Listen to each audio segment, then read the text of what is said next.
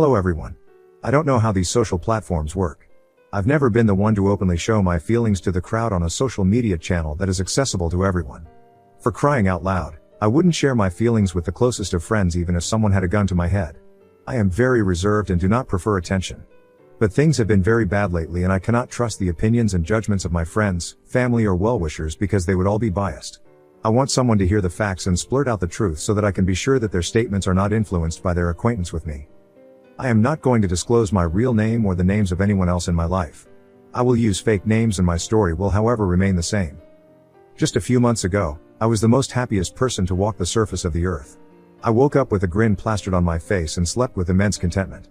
The level of satisfaction I had over my life was almost unrealistic. I am saying this because I've never been a person to thank God for what He gave me or spend hours and hours in Sunday church. And believe me, God has bestowed upon me gifts that are otherwise considered privileges. I am filthy rich because of my businesswoman mother. I have a PhD, my job pays me very well and I already own an apartment in New York City. I never took a penny from my mother. It's all my hard work. I, 32, went out of my way to secure my future. I come from a competitive family, so can you blame me for being as perfect as possible? No siblings to irritate me, no overbearing parents, relatives who never interfered in my life, and my friend circle has some of the most accomplished citizens of my country. I had everything sorted. And then I meet this gorgeous woman. I think the perfect name that would fit her is Karen. You'll know why soon. I met Karen at a conference where I delivered a speech related to the latest advancements in the field of biotechnology and healthcare. I won't bore you with the details of the conference, more so because I don't want the curious minds out there to track me down. Just kidding. Karen, 28, now, is immensely knowledgeable and knows what she's talking about. She also comes from a very affluent family and we clicked in an instant. I was 28 back then and she was 24. We dated for more than 3 years. Almost 6 months ago, Karen came and told me that she was pregnant and expecting our baby. I was in a phase where nothing was working out for me. My research project was seeing way more hurdles than it should be. My mother was diagnosed with breast cancer and my best friend was going through a very bad divorce. And, I couldn't console or be there for her. I will tell you why shortly. Of course, I was overjoyed to know that Karen was expecting our child. What else can a man ask for but a token of his love delivered to his doorstep? Everything was great. I was spoiling Karen and treating her like a queen, which I thought she was. I was always present at home, even putting my professional commitments in the backseat. I still remember. It was a Tuesday and I was checking my emails in the morning. That is what I do usually. Wake up, sit with a cup of coffee, answer back to important emails and trash the rest. There was this anonymous mail that caught my attention. The subject line had text in caps lock, the letters were in my face. It was evident that the person on the other end wanted me to see the email at any cost. So, I opened it and found a few pictures. It would be an understatement to say that I was shocked. You wouldn't believe me, but I could feel my heart thumping in my throat. My body heated up and my legs began to quiver. I thought I was going to faint. They were Karen's photographs with my father. My biological father. She was on his lap with her hands around my father's neck. His face was very close to hers. And his hands were beneath her skirt. Judging by the lighting and the furniture, the 2 wine glasses on the tea table before them, the image was clicked in a public pub or club. The next picture was more devastating. It was the both of them in the living room of my New York apartment. Yes, the same one I mentioned earlier. We stayed there after she decided to move in with me. They were making out. This picture was blurred as if the photographer was in a hurry. There were many such photographs. A day before I got this email, I bought a ring for Karen to propose to her. If we are having a baby, there's no point in waiting anymore. At least, that is what I thought. So, just imagine how I felt after seeing that she was cheating on me with my father of all people. I tried to reply back to the email, to ask who this anonymous person was. I didn't want to lose my happy bubble, so I immediately took to the comfort of wishful thinking. We are in the AI generation, so these images could have been easily created and not clicked. Also, who could have entered my apartment to click the photographs? So, I let it go. In the same week, Karen stumbled upon the ring I bought for her and started screaming in happiness. I had that gut feeling, this urge to pull that ring away from her hands, but I resisted. If I make a mistake, if I question her loyalty, I might lose her forever. I kept quiet and let her celebrate. She called her family and mine to say that we were engaged. While she was speaking to my father, I paid keen attention to their conversation, more so than necessary. I found nothing remotely wrong with it. They always had a good rapport and it was just the same. That's when I dismissed the photos as mere images. It could be someone who hated Karen and wanted her life ruined. I let it go. Now, I want to go a year back in time to tell you about my best friend. This is very important to understand my present situation. Chloe, 31, has been my best friend since my college days. We were those people who never tried to jump from being friends to banging each other. Almost everyone in college ended up doing it, but not us. We were like siblings, being there for each other and supporting each other's dreams and aspirations. She was like my therapist, always had answers and guidance to my problems. She met her boyfriend right out of college and he was a great guy. They got married shortly after and had a daughter. I always stayed in touch with them, irrespective of where I was on the globe. When Karen came into my life, I immediately introduced her to Chloe. I wanted Chloe to approve Karen. I know there is no need for that, but some part of me wanted Chloe to look at my girlfriend and say that I made the right choice. Chloe and Karen were great with each other. We went out together multiple times and they never showed any animosity towards each other. Until one day, Karen suddenly said that she disapproved of my friendship with Chloe. I asked her why and she justified her decision by saying Chloe wants to get into your pants. It's very obvious. Can't you see? Not once in our decades worth of friendship did I feel that Chloe wanted to be anything more than friends. I explained the same thing to Karen but she wouldn't listen. This is when that 1-year honeymoon period of our relationship ended. We used to fight almost every day because of her assumption of Chloe's intentions. This was also around the time when Chloe and her husband were filing for divorce. They had many differences and her husband started doing drugs and flipping through girls like they were pages of a novel. It is only natural that Chloe wanted to stay away from such a man and also keep her daughter away from his influence. She used to call me and tell me how the divorce proceedings were happening, share her problems with me, but Karen used to frown upon it. She used to say that since Chloe's old husband is out of the picture, she wants me to fill the void. It made no sense. If I pointed that out, she'd scream, cry and start saying that I'd one day leave her for Chloe. I understand that friendships are valuable. But we were not those young people from college anymore. We had to get our priorities right. If I have to choose someone, it must be my life partner. I would be spending the rest of my life with Karen, so it was only right that I respect her insecurities and acknowledge her concerns. If she didn't want Chloe in my life, I wouldn't engage with her like I used to. Of course, I didn't want to block Chloe completely. It's not fair. I told the same thing to Karen and she agreed reluctantly. Just as I had promised to Karen, I spoke to Chloe occasionally. I made up reasons to not meet her. Even if she called, I'd spend more time on the phone or video call with her daughter and not her. The sudden change in the dynamics is very obvious. You step into Chloe's shoes and think for an instant. If you were her, wouldn't you be baffled to see your best friend drift away when nothing went wrong? Chloe was in a bad headspace and I only made it worse with my stupid behavior. One night, she suddenly showed up at my doorstep fuming with anger. Chloe is a very stubborn woman, I must admit. If she wants to do something, she will do it irrespective of the circumstances. So, it was raining heavily that night in NYC and she still showed up at my apartment, dripping wet in that flimsy raincoat of hers. For heaven's sake, the woman did not bother to fetch a better rain protection to get to my place. So you can comprehend that she was pretty furious. She started yelling at me for avoiding her calls and making her feel so alone and left out. She broke down. On one side, her husband started seeking comfort in other women, making her question her worth. And there I was, completely alienating her without giving a reason. She downright asked me if she was a terrible person because everyone important to her was suddenly walking out without turning back. I've hardly seen Chloe cry. She is a freaking strong woman. Just give it a thought, how much stress that woman must have endured to break down like that, especially in front of a man who clearly ghosted her for months. I was instantly guilty. How did I end up being so selfish? She was always there for me, through breakups, professional debacles, financial issues and whatnot. There were days I crashed on her couch because I had nowhere else to go and my ego was too big to ask my sweet mother for some money.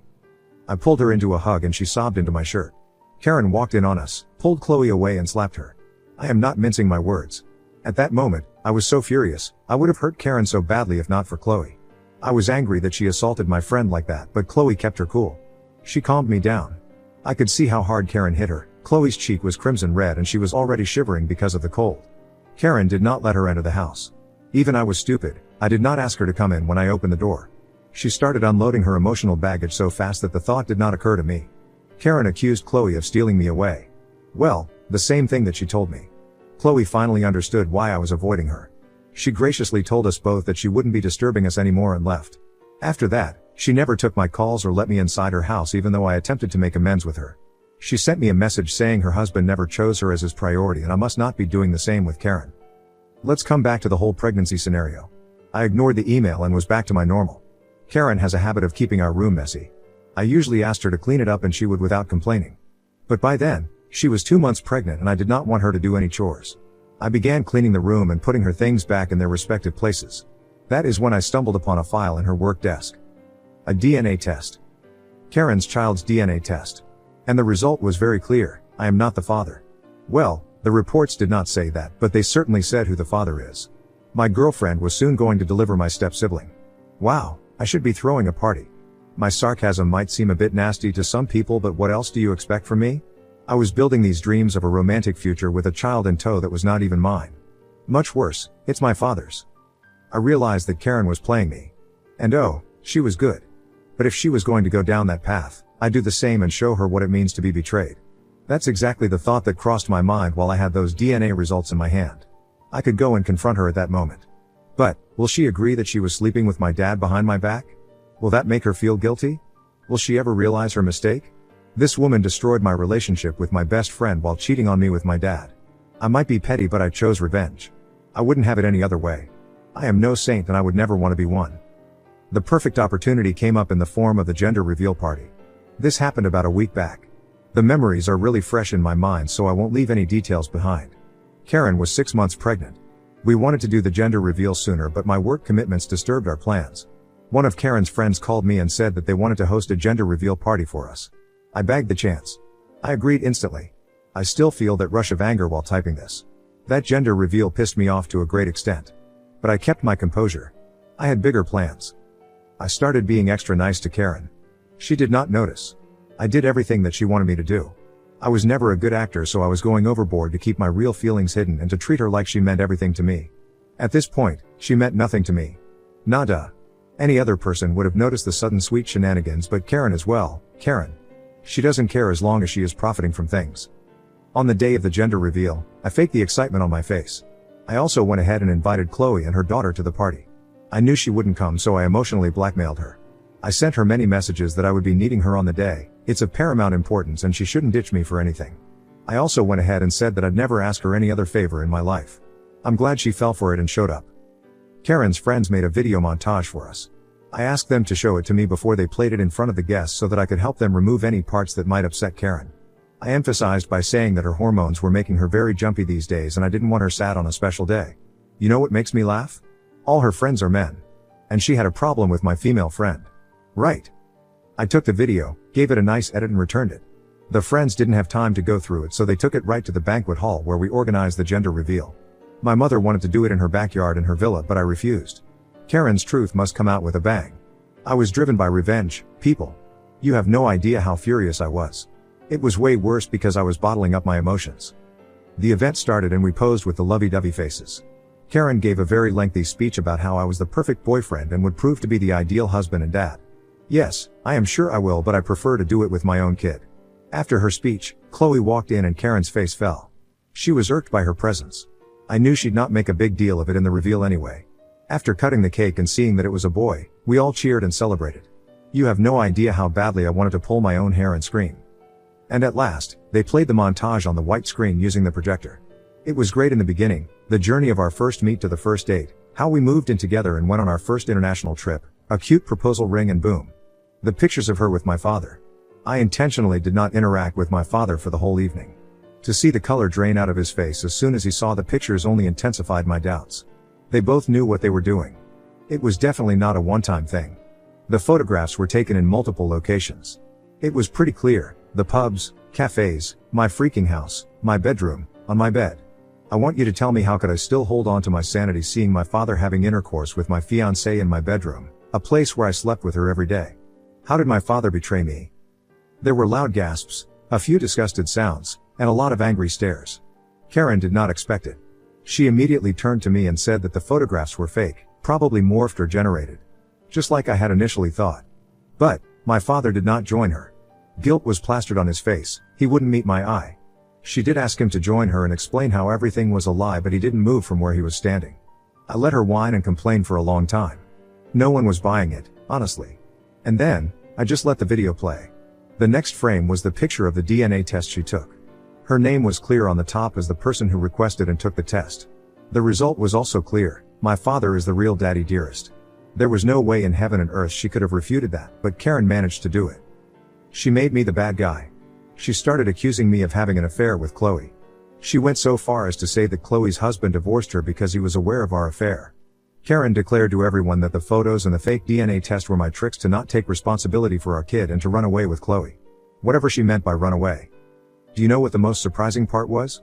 She said Chloe made those photos to defame her. For God's sake, those photographs are clearly original. I couldn't see it the first time, but the guests weren't fooled. When Chloe said she only wanted me to see the truth because I am her best friend, everything fell into place. It was Chloe who clicked the photographs. It's kind of obvious to me now because apart from me and Karen only she knew the code to my apartment. If I was not so engrossed in the pain of the betrayal, I would have used my brain to analyze who might have shown me the reality. That was not my priority then, right? I had to expose Karen so that I wouldn't associate myself with a woman who slept with my father right under my nose. I don't know what happened to my dad then, but he suddenly realized that he had wronged his son. I guess it was a kind of an epiphany. He stepped forward and admitted to everyone that he was sleeping with Karen, but he was honestly unaware that the child was his. Karen never told him. If he knew, he wouldn't have encouraged her to marry his son. How does that make him less guilty? You slept with your future daughter-in-law and not once did it cross your mind that you were indeed putting your son in the dark. And now, you want to be the saint? How could I excuse him? What do you think? Should I have excused him? Because I certainly did not. He also added that Chloe stumbled upon them once while they were in a cafe. There was no foul play for her to suspect. But around this time, Karen started to behave differently with Chloe. She also started eating my ears off that Chloe might be sexually interested in me. When she slapped Chloe on that rainy day, my best friend finally suspected something was wrong. She followed Karen and found out how she was sleeping with my father. On that day, I threw Karen's belongings out. I asked her to leave the house. I took back all of the gifts I gave her. I spent a good amount of time over the week to tally down all the money I spent on her and sent an invoice. No, I'm not joking. I sent her an invoice named freaking Return My Money, Biatch. Now, why I am here telling you all this because people had mixed reactions to how I threw Karen out. While most of them were happy that I chose to remove toxicity from my life and not accept a woman who showed no loyalty, others felt I must have been generous. Do you think I should have been generous, excused my father and Karen for cheating on me and accepted the baby as part of the family? I cut all ties with my father, my biological father. Why would I still associate myself with Karen?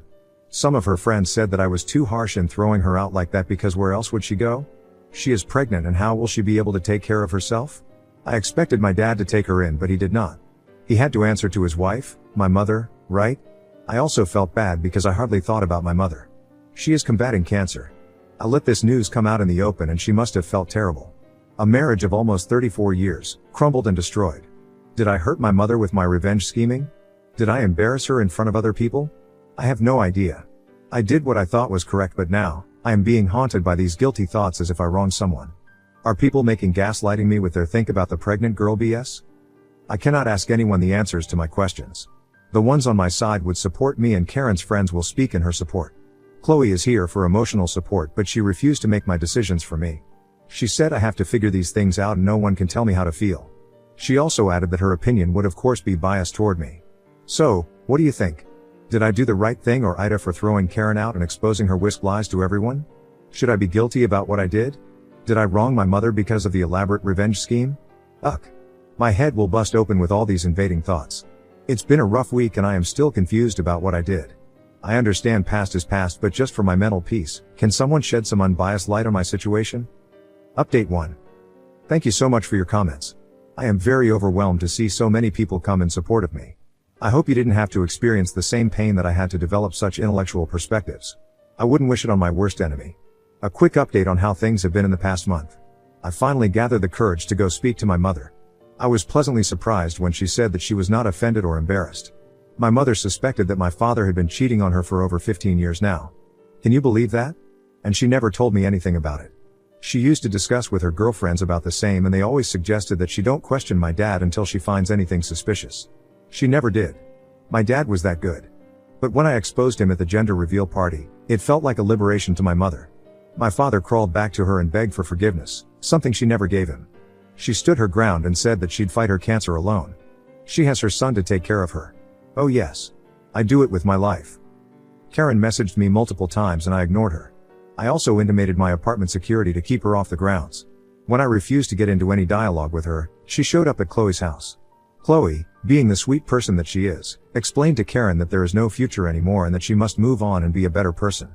The next day, Karen showed up at Chloe's daughter's school and scared the little girl with her maniac screaming. She blamed Chloe and me for ruining her life and cursed at the little girl. Yes, a little girl. She kept saying that nothing good could ever come to Chloe's daughter because her mother interfered with someone else's happiness. This was way out of line so I filed a restraining order against Karen. Chloe did the same. She twisted that against us and told our mutual friends that she saw me and Chloe making out and that is why we filed for the restraining order. I must seriously laugh at the folks who are still believing her. She seems to be silent now. We don't have any nuisance from her end at the moment. I am just hoping it stays that way. Update 2. It's been almost 4 months now. I am here to give you another update on how things have been. It feels like I'm living a soap opera. Karen is persistent, I must give her that. Even after the restraining order, she sent me multiple emails apologizing and asking for a second chance. She said she'd give the baby up for adoption and we can start fresh. Simple. It was that easy for her to say it. Simple, that's the exact word she used. Guess what, Karen? It is not that simple. You can't just have babies, give them up for adoption and pray that the families they go into would give them love and affection.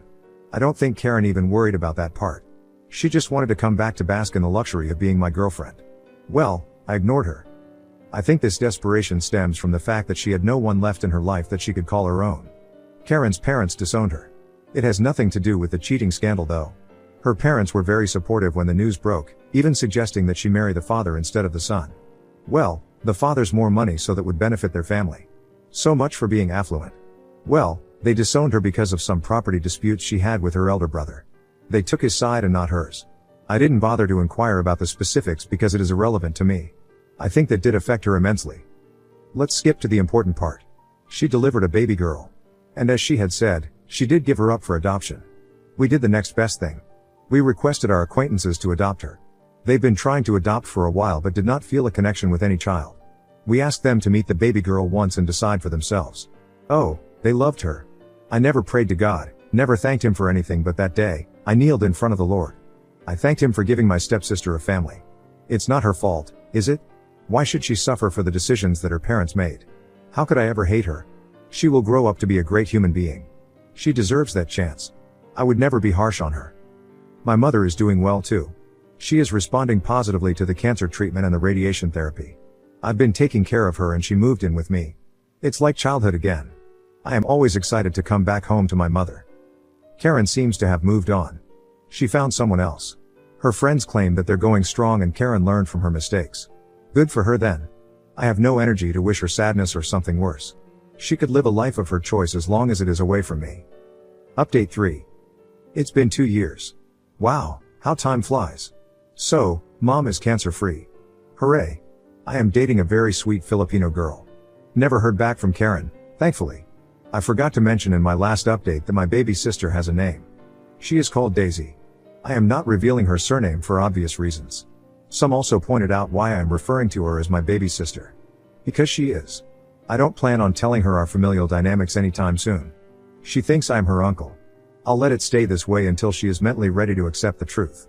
It will take some time. Coming to my girlfriend, I am not rushing things with her. It's not because I don't trust her, but I want to give us some time and see if we are compatible. There are cultural differences and she is 26 years old, almost 6 years younger than me. She was the one to pursue me, so I was very hesitant to say yes. I also had this thought that young girls will eventually cheat. Chloe smacked that thought out of me. She said I shouldn't look at my present through the lens of the past. Oh, how right she was. My girlfriend is a blessing and despite her age, her maturity level is astonishing. She didn't make a hasty decision in choosing me. It was not infatuation or a result of casual flirting. She took me for me. If that makes sense to you. I am glad she did. We are doing great, traveling together to different parts of the world and life seems so much brighter now. We are taking one step at a time and let's see where it will lead us. I am happy for me. I'm sure you are too.